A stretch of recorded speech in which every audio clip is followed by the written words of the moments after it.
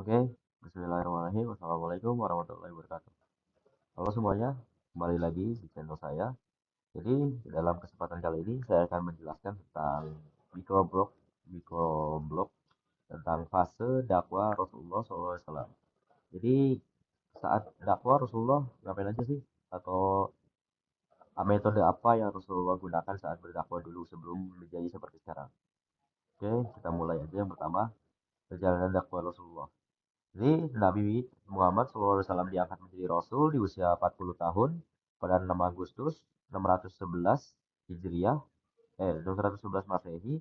Sejak itu dakwah Islam diemban oleh Nabi Muhammad hingga wafatnya pada 8 Juni 632 Masehi. Selama 2 dekade memimpin umat Islam, dakwah Rasulullah menjadi 4 tahapan. Nah, di sini saya akan menjelaskan tentang 4 tahapan apa aja yang digunakan Rasulullah dalam dakwah. Yang pertama adalah dakwah secara diam-diam. Selama 3 tahun pertama, Rasulullah SAW memang mengadakan pertemuan dengan rahasia dengan para sahabat, bertempatan di rumah Arkam bin Abu Arkam. Dalam forum itulah, Nabi membacakan dan mengajarkan wahyu secara mendetail, isinya sejauh yang telah diturunkan Allah.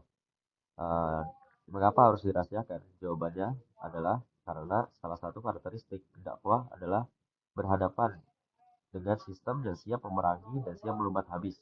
Dahulu, para nabi dan rasul datang dengan membawa risalah, namun kebanyakan dakwah itu didustai, bahkan para nabi dikejar dan tidak sedikit pula dibunuh oleh kaumnya sendiri. Jadi saat dakwah ini Rasulullah mendapatkan beberapa pengikut. Yang pertama itu seorang perempuan pertama yang masuk Islam, dia adalah istri Nabi Khadijah, dan juga sahabat Nabi yang pertama yang masuk Islam adalah Abu Bakar As-Siddiq, Ali bin Abi Thalib, dan yang lainnya juga seperti Abdurrahman bin Auf, Utsman bin Affan, dan yang lain. Yang kedua adalah dakwah secara terang-terangan. Nabi Muhammad SAW kemudian mengumpulkan penduduk kota Mekah di Bukit Safa. Di sana beliau memulai menyampaikan bahwa Tuhan yang harus disembah adalah Allah Subhanahu wa taala, dan beliau utusan Allah yang akan memberikan kabar dan peringatan kepada manusia lewat dakwah secara terbuka. Itu adalah beberapa tokoh terkenal akhirnya masuk Islam seperti Umar bin Khattab dan Hamzah bin Abdul Muthalib yang merupakan tokoh terpandang di kalangan kaum Quraisy. Yang ketiga, dakwah secara terang-terangan menggunakan senjata. Ada dua fase dakwah Rasulullah SAW, yaitu fase di Mekah dan fase Madinah. Dakwah Rasulullah pada fase Madinah berlangsung selama 10 tahun. Pada tahun 622, Nabi Muhammad SAW dan para sahabatnya melaksanakan hijrah dari Mekah ke Madinah. Allah mengizinkan Nabi Muhammad SAW untuk berhijrah setelah kaum kafir Quraisy di Mekah melakukan pengusiran dan penzaliman terhadap umat Islam. Setelah hijrah, Nabi Muhammad SAW juga mulai memerangi pihak-pihak yang memulai perang dan mencelakai umat Islam. Jadi sedikit flashback dari yang kedua ini. Jadi saat itu Nabi banyak yang tidak percaya pada Nabi, dan juga Nabi diperintahkan untuk memberikan sebuah mukjizat. Ini Nabi membelah sebuah bulan dan dilihat oleh seluruh penduduk saat itu, dan penduduk saat itu sangat tidak percaya dan mengira itu adalah sihir.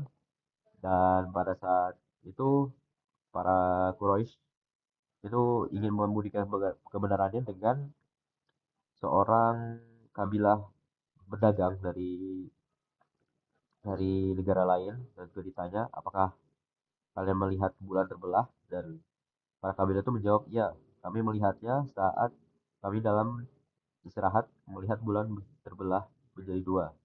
Nah, itu adalah salah satu mukjizat Nabi yang ditujukan kepada kafir Quraisy saat itu, dan mereka tetap ingkar dan tidak menganggap bahwa Allah adalah Tuhan mereka. Dan yang terakhir adalah titik tolak penerapan hukum jihad. Pada tahap ini juga dilakukan dakwah secara terang-terangan seraya memerangi semua orang musyrik, anti-Islam, dan para penyembah berhala yang memerintangi dakwah Rasulullah atau orang yang ingin masuk Islam. Pada tahap ini syarat Islam mencapai kemampanannya, dan saat itulah hukum jihad diatur dalam Islam.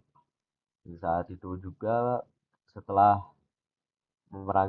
setelah memenangkan pertempuran Al-Fat di Mekah dan juga berhasil menguasai Mekah, dan itu Nabi mulai eh, mulai untuk menyebarkan Islam ke berbagai penjuru negeri seperti Persia, Roma, dan yang lain-lain.